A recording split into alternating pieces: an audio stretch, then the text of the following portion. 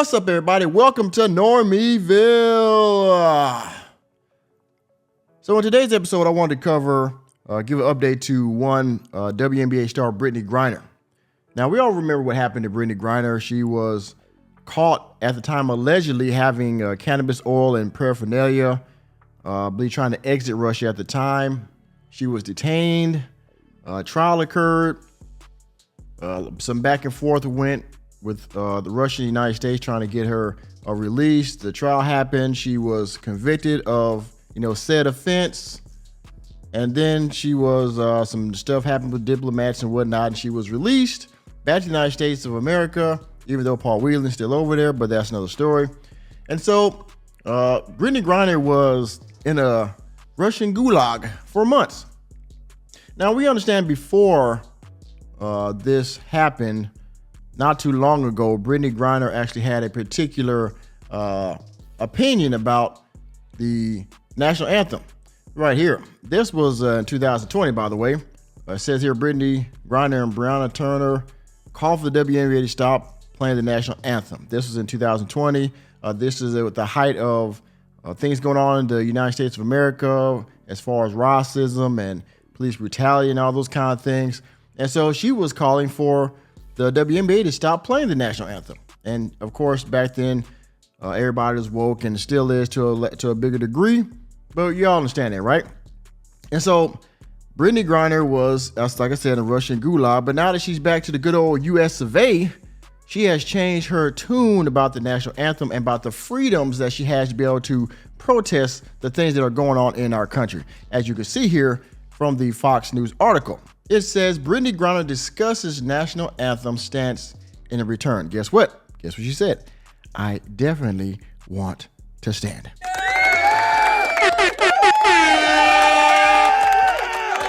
Yeah.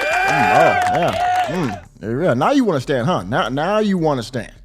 Before you like people taking a knee. People weren't. Matter of fact, I think she on her team, which I believe is the Phoenix Mercury, whatever. They actually didn't come out on the court while they were playing the national anthem. There were other teams that did the same thing. They were staying in the locker room while they were playing the national anthem, and then they would come out. And some people, like in the NBA, what they were doing, where they were taking a knee during the national anthem, right? So everybody was having their little, protests of the national anthem and pretty much of America, right? But let's read the article and see. Let's see Brittney Griner's change of heart for the good old red, white, and blue, shall we? Says here, Brittney Griner made her 2023 debut, WNBA regular season debut on Friday, and the 7-time All-Star immediately made her presence felt. Griner scored 18 points, grabbed 6 rebounds, and blocked 4 shots in her first regular season game since being jailed in Russia for nearly 10 months. Griner stood for the national anthem before a tip-off against the Los Angeles Sparks, a 94-71 loss for the Mercury. You lose. Now they lost. We understand. Nobody really watched the WNBA anyway, but let's stick to the point here. She had a good night, respectfully, and she stood for the national anthem. Now I want to read to you what she had to say to express herself for her newfound freedom since being in the Russian clink. It says here, you have the right, quote, you have the right to protest. You have the right to be able to speak out, question, challenge, and do all these things. Yes, we do. Yeah, bitch. Yeah, bitch. Griner said, according to ESPN, what I went through and everything, it just means a little bit more to me now. So I want to be able to stand. I was literally in a cage in Russia, and I could not stand the way I wanted to. Bitch, ain't no way. Ain't no fucking way. You don't say, Brittney, huh? You don't say. Now, you were one of these other people that were spewing out all of this anti-American rhetoric. Defund the police, get 45 out of office, everything's inherently racist, all those things we were talking about. And then you got stuck in a Russian prison for 10 months.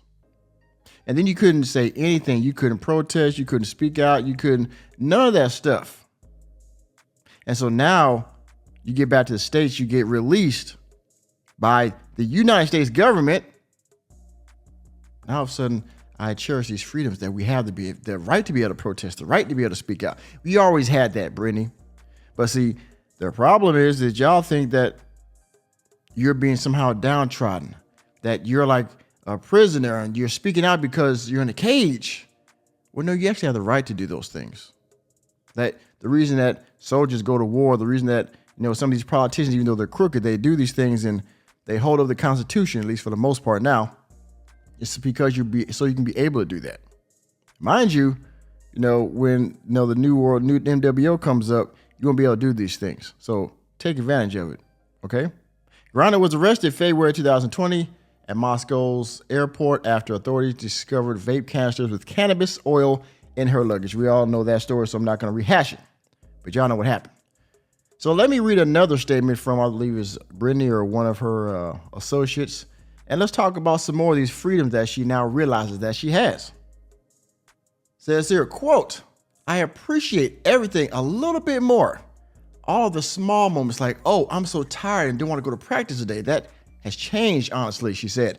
"Tomorrow is not guaranteed, what it's going to look like.